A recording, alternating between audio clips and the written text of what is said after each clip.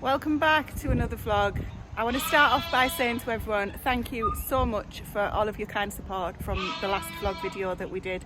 Really appreciate that. So this is the first video that I'm recording since that happened. I know there's been other ones that have come out since then, but they were recorded at different times and things. So yeah, thank you. Now we're going to start this one off with some very good news. Can you hear that noise? Well, that's Merlin. So Merlin is the lamb, which was the other bottle fed lamb. So we had the two, and obviously we lost Wayne, and that left us with one bottle fed lamb. Well, if you listen very carefully, you might hear another sound coming from the stable as well. So Stephen came home from work today with a little surprise for Merlin. So this, ladies and gentlemen, is Carol. What a funny name for a lamb, but there's a story there. And that's Merlin. Hello, darling. So as you can see, Merlin is used to being handled. Oh, bless her. What you doing? We'll take that hair net out actually so they don't end up wrapping themselves around it. But yeah, very pleased that Merlin's now got a little friend. So these, oh, she's so gentle. Compared to you, you're a little brute. So Carol is around about the same age as Merlin, and thankfully Stephen, being in the butcher trade, where obviously they're raised on site, we were lucky enough that one of the lovely farmers that Stephen works with gave us Carol to be Merlin's little girlfriend. Yes. And they're staying in this stable at the minute, so rather than just introduce her to the whole of the flock, we're I can't get over how sweet she is. So rather than introduce her to the whole of the flock, we're just keeping them in the stable to get acquainted, and then they will go outside tomorrow. I'm working from home tomorrow, which is perfect timing. So we'll be able to get them outside and just make sure that they don't get picked on, and leave them a little bit in here for a little bit to get acquainted, spend some time together, and hopefully create a little bond. So they've got a nice big stable all to themselves. So to be fair, we've done this really for Merlin so that he's got a bottle fed friend. They're coming off the bottle soon anyway, and she's probably, to be fair, she's probably off it now, but she can have just a little top up so she doesn't feel left out. But it's really nice that Merlin, he was in here on his own last night, so he's never stayed out overnight on his own. All of the others have got the mums to protect them from predators and things, but we brought Merlin and Dwayne in every night, put them out every morning. And obviously he stayed in here on his own last night, and to be fair, it broke Grace and I's heart when we put them to bed, when we locked the barn up and he was in here on his own. We kept coming in and checking on him, but anyways, all good from that point of view. So Merlin has got himself a little friend. Things are starting to look up.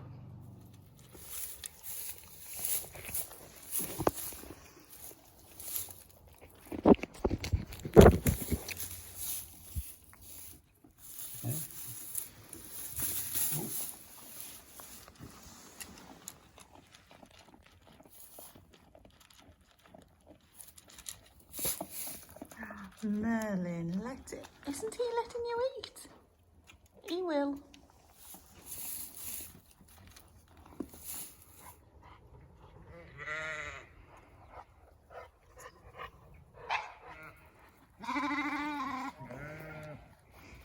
Oh. Go, Merlin. Steady. Have to get used to that, don't we? Yeah, you go.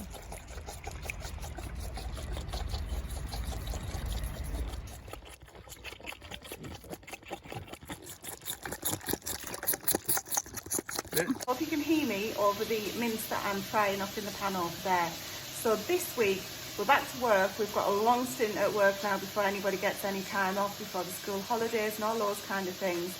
And we've decided that we need to do a little bit of a pantry challenge, because things have been building up in the pantry, dried goods, all different tinned goods and different bits and pieces. We've got the garden that's starting to produce out the back, obviously, and the freezers are filled to the brim. Even though I'm trying to get through them, somehow they still seem to be getting full again.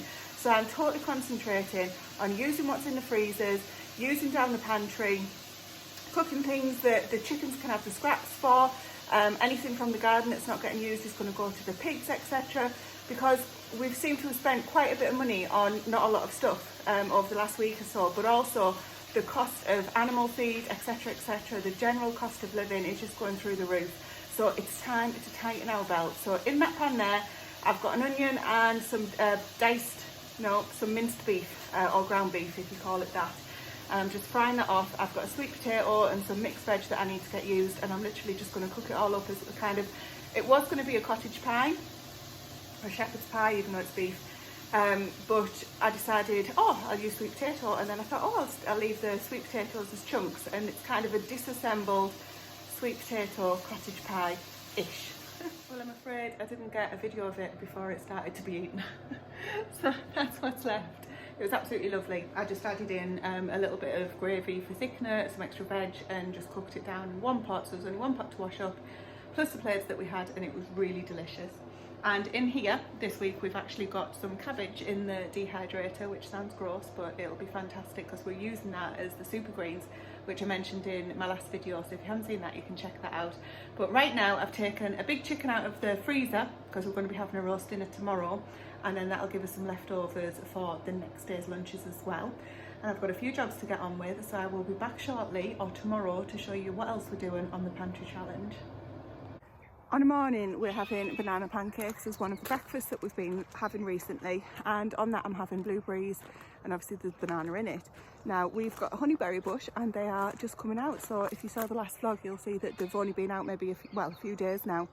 So I'm going to pick those, save me having to buy blueberries. That's one less thing to buy on the grocery budget.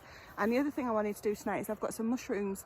I purposefully bought a bigger box because they were a better value overall, because I'm going to dry them so that I can dehydrate them, so that I can powder them and do mushroom powder. I wanted to do that overnight tonight, but I'm shattered. We've been to the gym tonight and we're trying to lose a few pounds, and we've also played cricket with the kids, well, in a fashion. Couldn't catch to save my life. Terrible. So I'm a bit tired now, so I'm going to leave the mushrooms to go in the dehydrator in the morning, because I'm actually working from home tomorrow, so I can do it before I get started for the day. I don't like to leave the dehydrator on normally when I'm at work, for obvious reasons, but when I'm at home it's fine, it can run away while I'm working. So I'm going to see how many honeyberries we've got just over here and get those picked, and we're going to go in and watch some TV.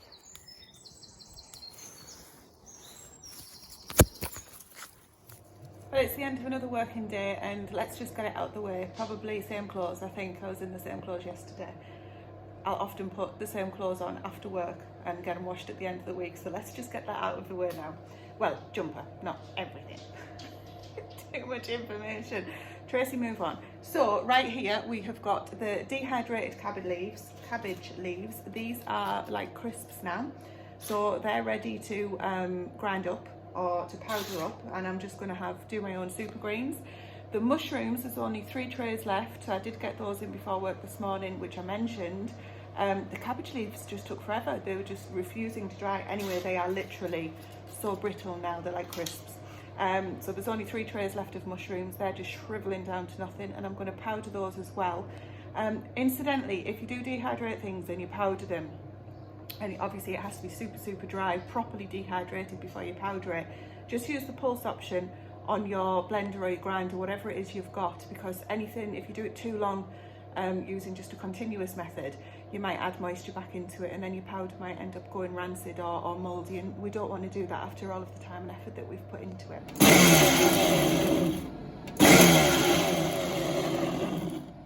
I've added the cabbage into my super greens jar. I say super greens, it's literally any greens that we've got that I've dehydrated, and that thing there, it's the first time I've used it to powder whatever I've dehydrated. My goodness me, it's a machine. So clearly another way to keep the budget down, and what we should be doing anyway here on the small holding, and we do, but sometimes it is better than others, is eating as many of our meals from the garden as possible. And today I've been and got some of the perennial kale. Now that's really tough, the perennial kale. Most kales are really.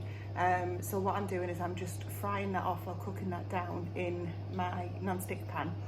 I don't do that in the cast iron, just because I'll do it in there, put the lid on, bit of broth in with it, and just cook it down and kind of saute it, whatever the right phrase is. And I've also got some apple mint, which I've chopped up into tiny pieces, and I'm going to add some sugar, vinegar and water to it. And if you've never heard of that before, it's I don't know if it's something local to here. It's like your own mint sauce, which you wouldn't generally have with chicken, but I've got a real fancy for it at the minute. I made some the other day and it was delicious. So I'm going to make some of that, and then we can keep that in the fridge if we don't use it all, because it'll keep really well. And yeah, just getting on with that. The asparagus has got too big, so that needs cutting down, and I'm going to throw that into another quiche. So we've had quiche for lunch Monday and Tuesday for Stephen. I've had quiche yesterday and leftover soup because I was at home today, and I've put a loaf of bread in the bread maker today while I was working, and that's just done. So that's there sat waiting maybe for sandwiches for tomorrow. So getting through using what we've got. I will obviously have to replace some things, but I'll try and substitute until I can't substitute anymore. But you can't substitute, obviously those are the things that I'll have to buy. Morning, lambs. So, as usual in here, at after o'clock at night, we decided to start another project, and we've had the AGA off now for a couple of months, so we thought before the winter comes we'll give it a good service and a clean out. So I watched a few videos on it, and they said basically you just take these chrome caps off which sit on there and it just comes apart, which it didn't do that incidentally. You've got to take these caps off which don't come off, so you've got to knock them off with a hammer or the new ones. And then take these bolts out which are holding the lid to the actual base of the AGA. So now we're just going to get this cover off and see what it looks like inside.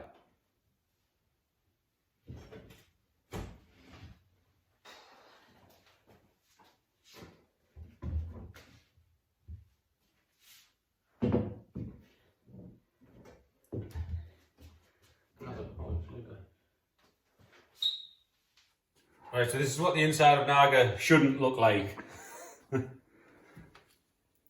It doesn't look like this top's been off since the last time, since it was converted from a solid fuel to oil, which we're running it on at the minute. So this is the simmering plate, and this is the hot plate. The oil comes in from a feed down there, and you light a cylinder wick in there, and it lights all this, and it's directly underneath that. So then that heats up, and this is the simmering plate. So I think what we're going to have to do is rip out all this insulation, get some new with that, and then see where we go from under there.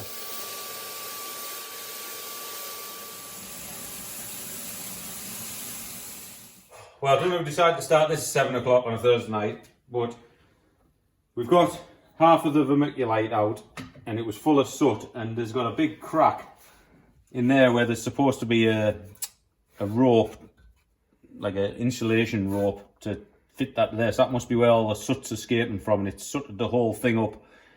So now we need to get this drum out, the inner drum, because all this outer drum is all twisted, and you can see by the join there it's not flat. So all this drum needs pulling back this way and realigning. So we'll get this drum out, because that's the heavy bit, and go from there.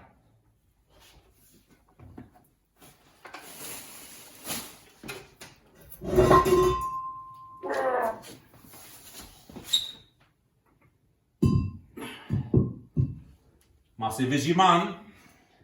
Right, now we've got that out, we've noticed that the drum is all, well, we knew it was all twisted, but when we're moving it, try and twist it back, all the vermiculite's falling actually into where the oil burner is, which it shouldn't be doing that. So the rope seal around the bottom of this, what this sits in, must be gone as well. So I think we'll get this out and replace that seal while we're on. Right, so I've got that drum out, and the rope actually doesn't look that bad. It just looks like it's not being seated right, but God knows how long it's been in there, so we might as well get that changed while we're doing it. And I think that's all we'll do for it, and then it should be all right. Once it's sealed the exhaust here for the flue and sealed that, we'll get it all packed, insulated back in, and it'll be on tomorrow night. Well, we're 45 minutes in, and we've got it all stripped down, and we've ended up with a table full of bits. I think it'll take us a bit longer than 45 minutes to put it all back together, but with oil being the price it is in the minute, we can't afford to have it on anyway, so win-win. Just incidentally, we did look at the cost of parts before we started taking it apart, just to see if we could afford to put it back together. So fortunately, the outer barrel and the inner barrel are in good nick, so they don't need replacing. They're the most expensive parts, but really we'll only have to replace the ropes and the seals and the little screws off the top. So it's not a great expense, and to have it on all winter, it'll be worth putting the money into it. So we're going to leave that there for tonight and probably start something else now.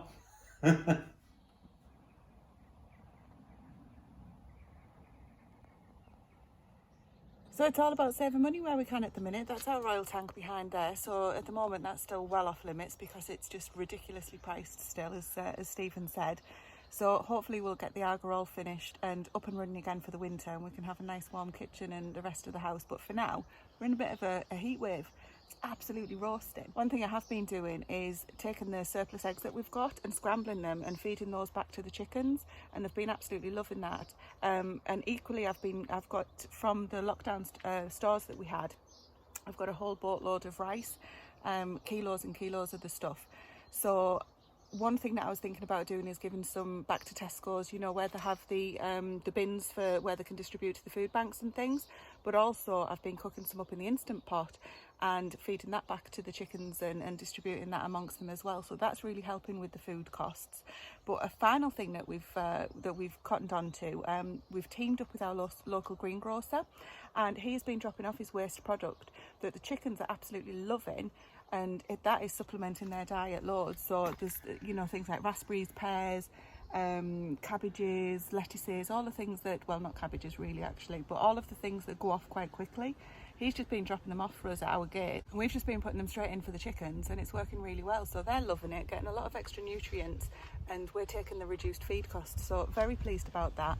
And he's been kind enough just to drop it off literally for us as well, so we're not having to go to their shop and pick it up, which would be extra diesel and extra time and a bit defeating the point really. And the other thing we got was watermelons, and oh my goodness, the pigs love the watermelons. It was so funny. I'll put a little clip in at the end for you to see that. But that's about it for now. So it was about budgets and new lambs, and thanking you guys for all of the support that you've thrown to us over the last week or so. And time's flying. We've got so many different things. Look out for another video on the meat birds. That's coming next. So how we process those guys and what I'm going to be doing with all of that. Super busy at the minute. Anyway, thank you for watching, and don't forget to give it a thumbs up if you like it, and I'll talk to you soon.